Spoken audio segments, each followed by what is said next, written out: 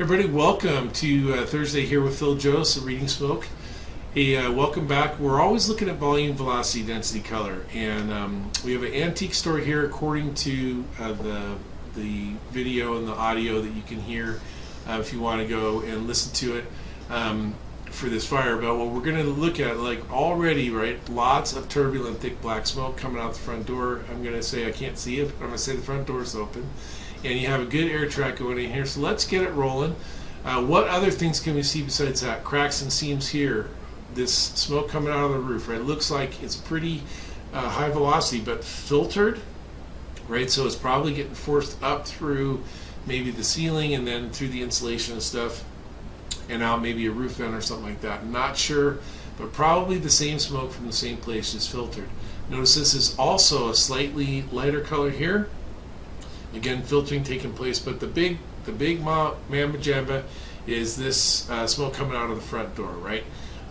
So now they're going to get set up, and one of the things that we've been covering when we talk about transitional attack, and this will not be a transitional attack, but it always applies, that once you're in a position to attack the fire, if you have the right amount of water in the right location, right, you're going to see a rapid and sustained decrease in velocity and density. And now it's gonna take them a minute or so. I'm gonna pop it forward just till we get up to the point they're stretching and getting messed up. And obviously a low staffing department here, right? Just a few firefighters, 2 or 3 maybe on each apparatus. And so it's taking them a little bit of time to get this rolling. The officer, this firefighter here had to get out, sling his mask from the compartment, right? So there's a lot they had to do to get this thing going, but they're going to get started on their fire attack right after the ladder truck pulls in. But the fire is essentially just keeps getting a little bit worse, not dramatically worse in this short time, but just a slight increase in velocity density. Lots of it, right? So our volume is high. The color, we always want to look right where it's coming out, so black, and right now this is right when they're getting their fire attack going. Okay, so what we're looking at here is in roughly around the 3-minute mark is when the fire attack gets underway, and you're going to see almost an instantaneous change in the color, in that you see more white. There's still black in there for sure, but you see more white, and you see more billowing. In addition to the turbulence, you see the billowing of the steam, and they're starting to get some decrease, right? Some decrease in velocity and density. Not a lot just yet, but some, right? So they're having some impact on the fire, and we're going to see they're going to be working a line here, and you can see, I mean, now they're having a pretty significant, right? You have to go back, pop it back, and see the VVDC from before, from 30 seconds or a minute ago. But what we're looking right now is in just a second here, they're going to back the line out just a little and then start hitting the overhead, and then bam, they're going to be over the top on this thing.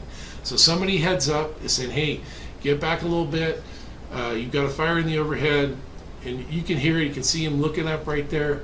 They're going to pull the line out, see a point, and they're going to hit that in the overhead, and that's going to finish it off.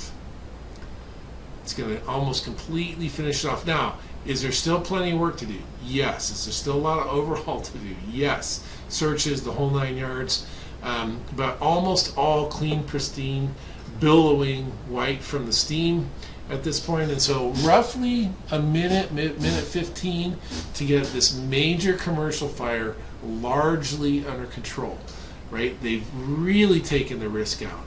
Now there's still some, but a significant decrease, right? I mean, we can look at this, but we can also look at a significant decrease in the amount of pressure there, and thereby the amount of smoke coming out of these cracks and seams. There's still a little bit, and as they work that line out around, it's going to be a little bit on occasion, a little bit more, but it's all, right now it's almost all that billowing white, right? So this is an example where that rapid and sustained decrease in velocity and density.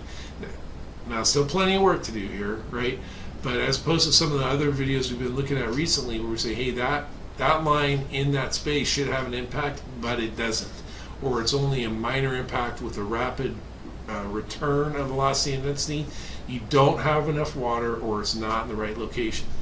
This is a case where they have enough water in the right location. Now maybe this could be a little bit faster if they'd had more water. I don't know how much they're flowing out of this line, but you know, if you start putting a massive amount of water in these commercial spaces, especially you think about most of these types of stores, you can hit the whole thing, right? From here back to the storeroom area wall, I mean, it's going to be, everything's in there destroyed already, right? There's nothing they're going to salvage in the store area. But what we can do is get over the top on it, for sure save the building, maybe save the stuff that's in the storage area in the back, the records, the cash, all that sort of stuff, right? So doing a good job for the citizens they serve. Hey, this I would have just taught yesterday at FDIC. It's the reason why I'm posting today and not live. And if you're at FDIC, I hope you say hello. Really going to enjoy seeing everybody there. And for Reading Smoke, The Next Generation, I'm Phil Jose, and I'm out.